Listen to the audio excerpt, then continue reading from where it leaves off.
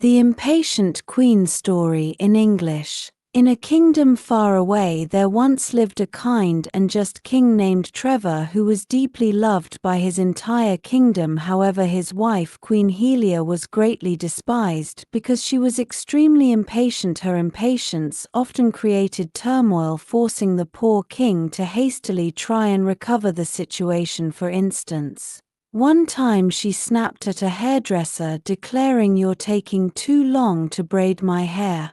When the hairdresser apologized, explaining that the hairstyle was quite complex, Helia furiously demanded, "How dare you speak back to the queen? Leave this palace at once." King Trevor intervened, expressing his dismay. "Oh Helia, why did you do that?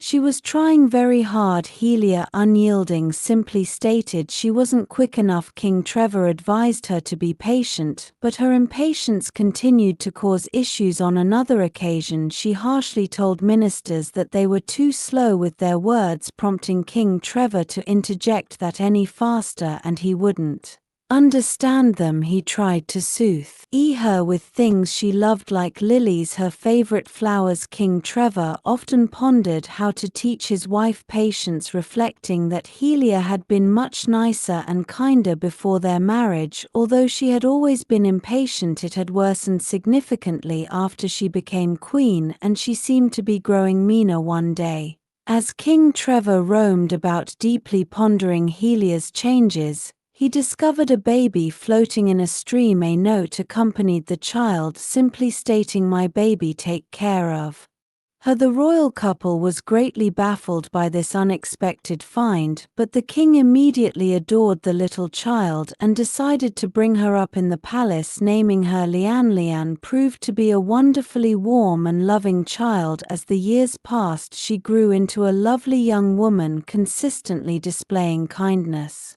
often saying, "Thank you, you're so kind." Within the palace there was a special legendary crown that was known to glow and grant magical powers to the person worthy of it. However, it had no glowed for many years, a fact that greatly angered the queen. One day Liane, in her mischievous explorations, began to examine the entire palace. Her wandering led her to a forbidden tower which she found impressively tall. She discovered a huge mysterious door and with all her might pushed it open. As she drew closer to something inside, the crown suddenly began to glow. Liane was mesmerized by its brilliance, but was too scared to touch it. She decided she must tell her mother and father about her discovery. Liane immediately rushed to them, exclaiming, "Father, Mother, I just came from the Forbidden Tower."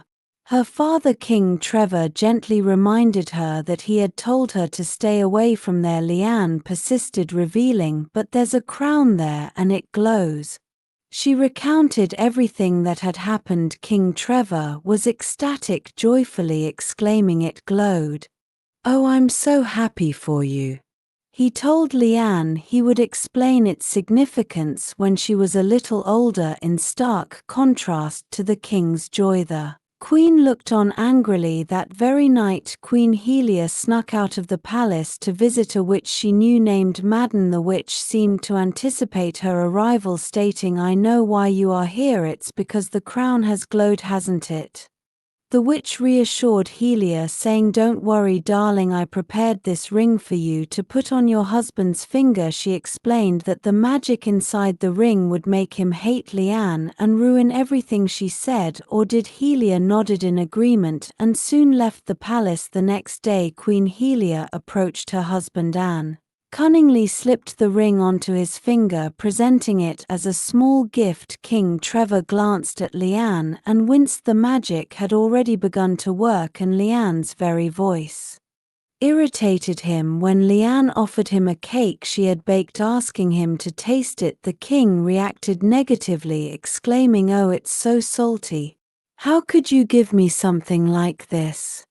Liane was confused, noting that it tasted sweet to her. The magic in the ring had used the sweet cake to taste otherwise, and in the same way it ruined everything Liane gave the king, making him hate her all the more. Over the following days, poor Liane found herself increasingly ignored by the queen and hated by the king. She spent most of her time alone, believing her parents might be having a difficult time ruling the kingdom and deciding to stay out of their way until they felt better. One lovely day, Liane visited the room where the legendary crown lay. She found it very pretty and wondered what it would look like on her. As she put it on, the crown began to speak, revealing itself as the legendary crown that answers whatever one wishes to know. Liane, seizing the opportunity, confessed, "Well, there's only one thing I want to know, and that's why are my parents so strange lately?"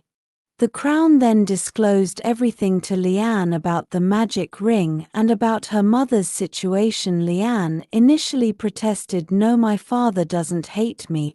The crown further clarified that it was not her mother who wanted the crown, but the witch. It explained that while her mother was impatient, she was still a wonderfully kind lady. The crown revealed that the evil witch had exploited Helia's weakness, impatience, and that Helia had been under the witch's spell for all these years. The witch desired to rule the kingdom through the crown's powers, but those powers were too strong for her to control directly, so she wished to control the crown through Helia. Liane then asked how they could break the spell over her mother. The crown responded that the queen herself must break it by learning to be patient. Liane considered this for some time and suddenly had an idea. She remembered her mother's love for lilies. She reasoned that if her mother learned to grow them and be patient with them, the spell would break. Liane then asked the crown how she could get the lilies, and the crown responded, "Ask me, and you shall receive it through my magic." Using the crown's magic, Liane created a beautiful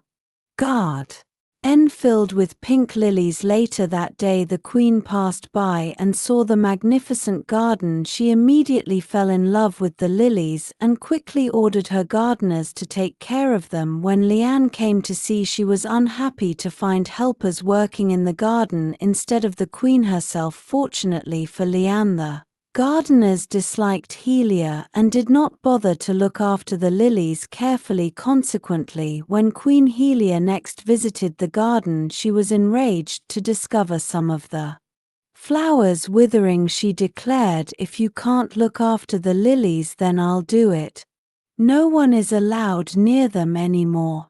To Liane's delight, the queen was now seen working every day in the garden. It was difficult for Helia at first. The witch even attempted to use her powers to make Helia hate the lilies, but Helia's deep love for them was too strong, preventing her from ever getting angry at them. Being patient with the flowers soon extended to her interactions with others. For instance, when a helper apologized that soup would take time, Helia calmly replied, "Oh, that's all right, I've asked for a new type of soup to be made, so let him take his time." Everyone in the kingdom soon noticed the significant change in Helia and began to warm up to her. One day, Helia was sitting in the garden when Liane came and joined her. Helia remarked, "Well, as long as they're healthy, they'll bloom in their own time. I can wait till then." Quite suddenly, the queen fainted. Liane, distressed, cried out, "Oh no, mother, what happened to you?" The magic crown then spoke, reassuring her, "This spell has been broken, now she will be fine." Just as the crown had said, the queen was completely fine. The very next day, the first thing she did was to remove the ring from her husband's finger. The spell wore off immediately, but the king still retained memories of what had occurred over the past few days. He was remorseful, questioning, "How could I have behaved that way to my sweet Liane and Helia? I should have been more attentive." Helia comforted him, saying, "Don't blame yourself, love, it's all over now, let's forget everything." Helia then announced, "I have something to give you." Liane raised her crown and placed it on the queen's head. The crown continued to glow, signifying that both of them were worthy of it. However, Helia felt that Liane should have the crown, acknowledging that Lian was truly worthy as her patience had saved them all, and so the kingdom was a joyful place once again. The queen soon fully recovered and became known as the most patient of all. King Trevor was very happy to witness this transformation. He had banished the witch so that she would never cause trouble to his kingdom again. Lian continued to be as sweet as ever, teaching everyone the profound value of patience and how it can bring about a huge change if one only learns to appreciate time and people. Analysis. The story of the Impatient Queen offers a detailed exploration of the detrimental effects of unchecked impatience and the transformative power of Patience. Queen Helia's initial character is defined by her extreme impatience, which makes her despised by her subjects and causes constant friction in the palace. This impatience is not merely an annoyance, it is depicted as a significant weakness that ruins peace, makes her meaner, and ultimately leaves her vulnerable to manipulation. The narrative explicitly states that her impatience worsened and became meaner after she became queen, suggesting that power exacerbated this negative trait. This highlights how internal flaws can be amplified by external circumstances if not addressed. The witch Madden serves as the antagonist who capitalizes on Helia's impatience. The witch's motivation is clear: she desires to rule the kingdom through the crown's magical powers. However, because the crown's powers are too strong for her to control directly, she devises a plan to control the crown indirectly through Helia. This strategy involves using a magic ring to turn King Trevor against Lian, isolating